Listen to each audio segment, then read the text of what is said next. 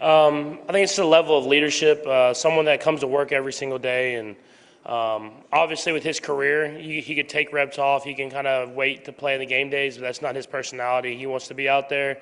He wants to put the work in, and whenever you have your Hall of Fame guy putting the work in, it kind of bleeds through the rest of the football team. Patrick, right here, front row to your left. From the Hunts to Andy, Spags players, everyone talks about the Chiefs and all that you accomplished, rightfully so, but maybe not enough talk about it's a pretty selfless group of people. It's more about the team than anything else. Could you talk about that side of your franchise? Yeah, 100%. I mean, I know how blessed I am to be in the organization and on the football team that I'm on from day one, and it's a culture that's been set by Coach Reed, and throughout the whole organization, it's about winning. It doesn't matter how it's done. It's about coming to work every single day, leaving it all on the football field, and winning football games. And I think that's what's kind of made us so successful these last few years, and hopefully we can carry on that tradition. Good morning, Pat. Hey, the last year you sat at the table of Troy Aikman, remember? And you would be, what it represents to you would be at Montana's and Bradshaw table. And how do you keep that hungry to win? Thank you. Yeah, I think more than anything, you see the opportunities that you get, and you never know what's going to be your last one. And to be able to be in the Super Bowl again is always special. And so for me, just being hungry to be as great as I possibly can be, not only for myself but for my teammates, and knowing how blessed I am. So it's been a heck of a run, and hopefully we can continue as my career goes on. Hey, Patrick, over here to your left. I don't know if you saw the clip yesterday, but President Trump described you as a pretty good winner. I just wondered what you thought about that and how it's going to feel to play in front of him on Sunday.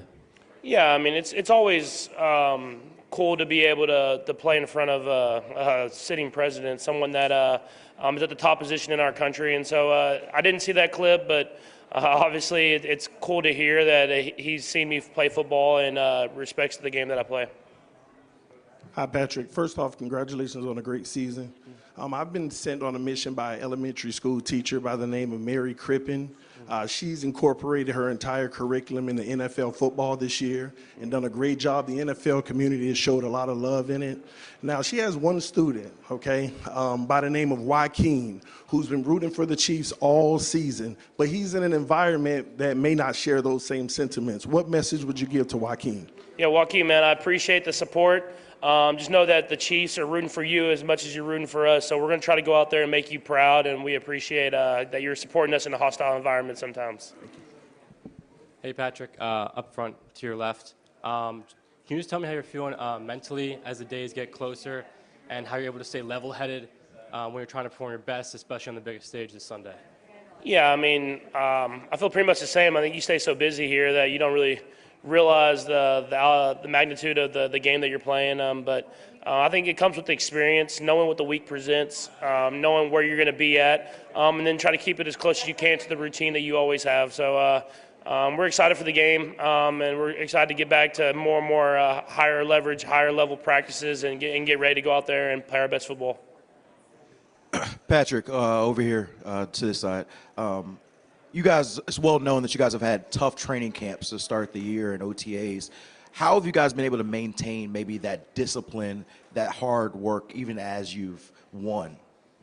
It starts with Coach Reed and the culture that he's built.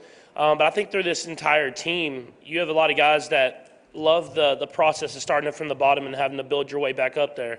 And we understand what it takes to get to the Super Bowl, and we know it's not easy. And so instead of just trying to go out there and go through the motions, guys know that they have to put this work in and to get to this position. And so, like I said, it starts with Coach Reed and the culture that he's built. But I think that the team has a lot of guys that want to do what it takes to win. Patrick, as a Texas Tech alum, I get this question a lot, but could you explain to everyone what is a Texas Tech tortilla? Yeah.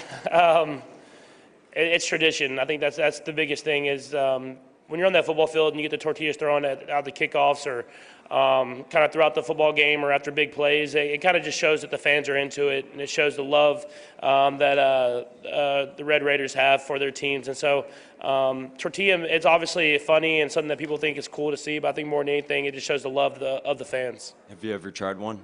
I have not tried one. Not off the field, for sure. Patrick, to your right over here. Is there a game maybe that you replay in your mind more often than other games, whether it's a loss or a victory, that maybe a game that keeps you up at night? The Super Bowl versus Tampa. It's pretty easy. All right, Patrick. Here, look. At this stage of your career, how do you define success and how do you measure your progression? Is it only a matter of wins and Super Bowls? Not necessarily. I think what I've always said in my career is that for me, success is leaving everything you have on the football field every time you have the opportunity to, if that's practice, if that's games, OTAs, whatever it is. And I don't want to have regrets at the end of my career. And if I can go out there and feel like I progress and I know that I'm putting everything I have into a football game, that'll be a successful career to me.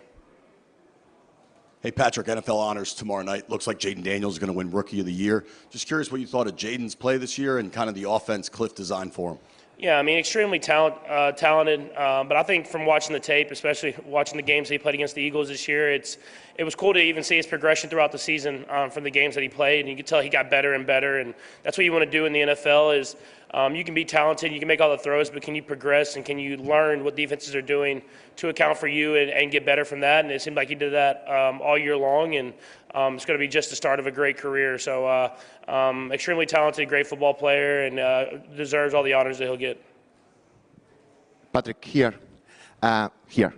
Last year with Miami, Vic Fangio used to blitz a lot against you. He was not very successful. Do you expect the same aggressivity on Sunday? I mean, every time I've played Coach Fangio, there's been different change-ups and different things that he's thrown at us. And I think that's what makes him so great is he's not going to just do exactly what you saw the last time. And so I'm sure there'll be blitzes in the game. I'm sure there'll be times where they play coverage. It's going to be a chess match, and you want to go up against the best, and he's one of the best defensive coordinators in the NFL, and it'll be a great challenge for us as an offense and as a football team. So you're right here, Pat. To some degree, is fourth down maybe your favorite down? When I look at the stats, it's maybe your best down statistically. What kind of goes into performing so well? Just knowing that it's kind of like that win or go home mentality that you have in the playoffs. You have to go out there and execute at the highest level and the highest leverage positions. And I think Coach Reid has prepared us for those moments in training camp and throughout the season. He puts us in situations where we have to make those big plays. And so I think the preparation prepares you to go out there and execute at those high leverage moments like fourth down. So you've been in many. So you've been in many harsh environments. How do you prepare for the harsh environments that you've played in? And what's the toughest environment that you played in? And how do you prepare with your coaches to play in an environment like that? I think more than anything, you just focus on the guys around you. I've played in a lot of harsh environments. That's in Buffalo, in the cold, with the fans against you, or in Denver or Oakland or in Vegas. I mean, you always have fans that are against you in some of those away games, and so you focus on your teammates. You focus on going out there together, and it kind of builds even a closer brotherhood of it's kind of you versus everybody. And so I think it just comes with the experience that you just go out there and just be who you are. Hey, Patrick, back here. Joe Thuney is a big piece to the offense. Can you talk about him, how he's grown? Obviously, he didn't allow a sack 2 years ago against Philadelphia. How you think he'll adapt again against them in a few days? Yeah, I think, he's just such a tremendous player and a tremendous teammate. I've been saying for a couple of years now, he's like a gold jacket guy. I mean, he's someone he's won the Super Bowls. He'll play at any position on that offensive line, and he'll do whatever it takes, sacrifice to win. And you need those guys. And so to have him jump out to left tackle this year and have a lot of success, it just shows the type of player that he is. And it'll be a great challenge for him going up against this D-line. This D-line has great players at all the positions, and they rotate in and they can stay fresh because they have so many good guys. And so just going out there and trusting those guys and let them go out as a unit, go out there and play their best football on the biggest stage. Patrick, down here on your left. Travis said earlier in the week he wants to play for another 3 years. I just wondered what do you see in the facility on a day-to-day, maybe some of his routines that has allowed him to stay so healthy and allowed him to play so late in his 30s? Yeah, he takes care of his body. He's focused on the ultimate mission of being the best football player that he can be. And I think more than anything, more than I think he wants to even do it for himself, he just loves being in the building with his teammates and being a part of that. And so he's like I said, he practices so hard and he keeps himself in such good shape that I believe that he can play as long as he wants to play. It's just going to be about how long he wants to play. And so hopefully he does play another 3 years because that's always good for me. Hi, Patrick. Andrea Sola from Azteca Deportes. Here. Oh, yep. Hi, how are you? We admire you because of your confident and calm in each situation. Do you have any secret or ritual for that? Or is there something that make you feel insecure sometimes? On the football field, no. I mean, I'm so focused on just the process of making the best play possible for the team, and you don't worry about the moment or where you're at, the environment, or anything like that. You just go out there and just go about your process step by step through your checklist, and then make the play happen. And so, none on the football field I think makes you insecure. I probably couldn't think of anything in real life. I feel like I'm pretty confident in who I am, and I know there's a couple things here and there that people might make fun of, but I'm confident in myself. Hi, Patrick. Right here. How would you describe the evolution and the development of your game from the 2019 season and your first Super Bowl to now?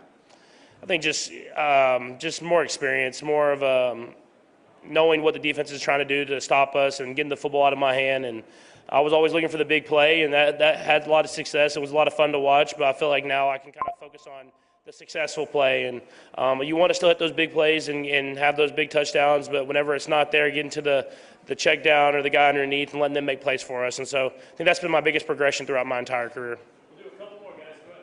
Hey, Patrick, right here. This being your 5th Super Bowl, what do you remember most about this whole process with respect to the first Super Bowl? And when I say the whole process, I mean the preparation, not only for the game, but the media and all of that, as opposed to now. How do you kind of compare that? Is it still kind of fun for you? Yeah, it's still fun. I mean, every Super Bowl is its own experience, but I think more than anything, it's just preparing because you know the process, you know what it takes throughout the week, and it gives you more experience and more calm where you're not worried, and you just continue to work to be the best version of yourself you can be and learn from your previous Super Bowls, and hopefully you can play even better in the game when you get out there on Sunday.